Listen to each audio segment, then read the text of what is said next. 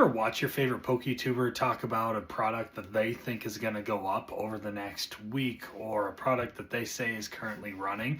And then because of their advice or their recommendations, you turn around and go ahead and buy that product because you're like, oh, I don't want to miss out. I want to make sure that I'm part of the run of this product. Do you ever have that happen to you? I have before, and I'm starting to learn that I have to take a step back when I watch my favorite PokeTubers and hope that the items they are talking about I already have. Because I think that PokeTubers have a very large influence and pulse on the market, larger than what they think they know, what they think they control based on videos that some of them have put out. And that's not necessarily a bad thing. It's really fun to just sit on the sidelines and watch. So I'd love to hear your opinions as we go through this. Hi, if this is your first time here, my name is Sam from Loomis Card Craze, where I buy, sell, and trade Pokemon cards primarily on eBay, but I have dabbled a little bit in TCG Player, Facebook Marketplace, all those fun things, right? I've been doing sales for TCG for about 2.5 years now, and my business continues to grow and scale. Last year we hit $25,000 in sales. I am hopeful to hit about $100,000 this year. I share that with you so you understand the fact that I too have fallen into this trap. As I source cards, as I list cards, inventory, all those fun pieces, I constantly have Poketube on my phone playing, whether it's different streamers with live streams, or if it's just investment videos or anything like that, right? I just enjoy consuming content because the stuff I enjoy. I enjoy watching it. I enjoy hearing predictions that people think are going to happen because I think the same way, right? There are certain cards I think are going to run.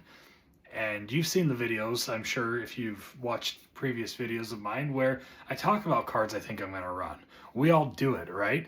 But when you get these large influential Poketubers and they talk about cards of, hey, this is looking to run, it's going to run, right? Because of their fan base. It's all of us, myself included, look at the card and you're like, yeah, I think that's going to run. I'm going to buy 10 copies. And all of a sudden there's 200 cards sold in 24 hours of that individual card. A great example is two different large-scale Poketubers did a video last week about the Bulbasaur stamped version for Mega Evolutions. And for those of you that have been around in previous videos, I talked about the fact that I bought about 15 copies of these back when they were $25, $30 because I thought that was the bottom. I thought they were going to go back up. And I was wrong. They ended up going down to $10, and I was debating, do I sell them? Do I keep them? What does that look like for the future, right? Well, after those Poketubers put out that they felt these cards are going to run, man, have they run. They're up to $25 now. Now, on TCG Player and eBay, there are active sales. Go ahead, I encourage you to look up the information and kind of see how many cards are below $30 now. There's not very many on the market that are below that point. Sales volume has tripled over the last week. I have the TCG Player graph in front of me. There was 2 days of 300 plus card sales, which is just crazy considering the average sales per day of this card is 46. So you tell me, do they have an impact? I would think so, because it coincides with the days the videos are released. And again, that is not a bad thing whatsoever. It just shows the influence that some of the large-scale Poketubers have, that we all watch, we all consume their content because we enjoy it, and because they're usually right, but that factors into multiple factors, right? When you have somebody like me that has 50 subscribers, if I put out, hey, I think this card is going to run, I'm either wrong or I'm right. There's no, well, he put it out there so it ran because of that. No, it's because, again, I'm either right based on my predictions or I'm just flat out wrong. And that's okay. So the purpose of this video is to share that I'm extremely excited that the Bulbasaur is running. And if it gets to $35, $40, I'm probably going to sell. That way I break even, because we all know when you have an incredibly large run like this, especially on a product that is still actively getting ripped, that comes from an enhanced booster box from Mega Evolutions. Now, the booster boxes aren't getting ripped as much, right? We all know that, but there is always attrition when it comes to booster boxes, especially when pack value is the way it is right now for Mega Evolutions. So the product is going to continue to get put on the market. Whether or not they do a booster box release, nobody really knows, right? I don't think that's going to affect this card specifically, unless it is a significant amount of enhanced booster boxes. So I'm probably going to get out if it runs up to $35, $40, just so I can break even. Now, maybe I'll keep one or two and risk it. Who knows, right? But I'm going to get most of my money back because this card is very oversaturated, especially if you look at the grading market.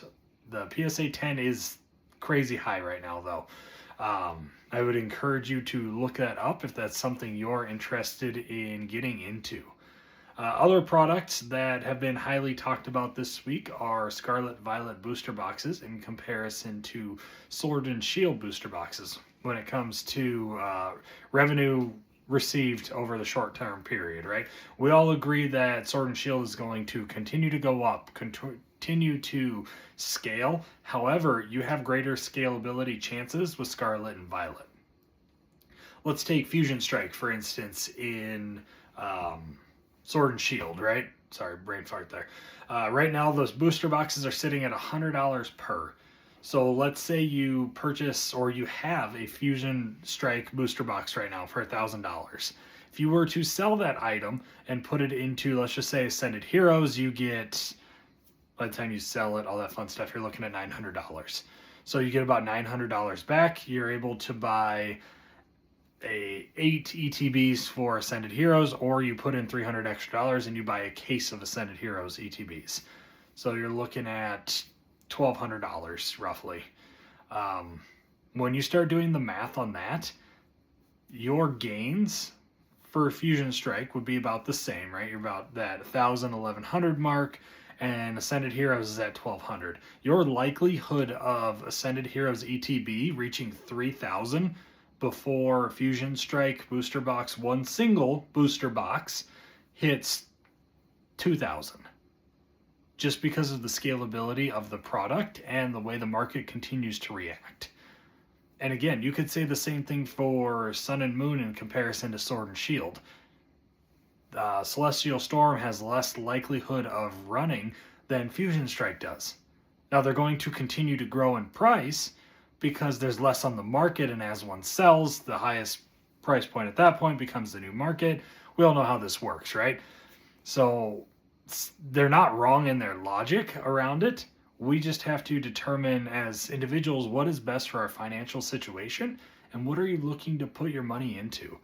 If I had any Sword and Shield booster boxes that were that value, I would probably sell it and put it into newer Scarlet and Violet or even Phantasmal Flames.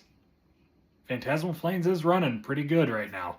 So you have to determine what is best for your financial situation and what product you believe in. So circling all the way back to the start of this video, yes, I do strongly believe that the larger scale Poketubers, as they call themselves, do have significant impact on this market. Whether or not they believe it is a whole other story. But I enjoy it. I enjoy watching the content, consuming the content, and seeing their thoughts on different things and watching it happen. As always, guys, thanks for being here, and we'll see you in the next video.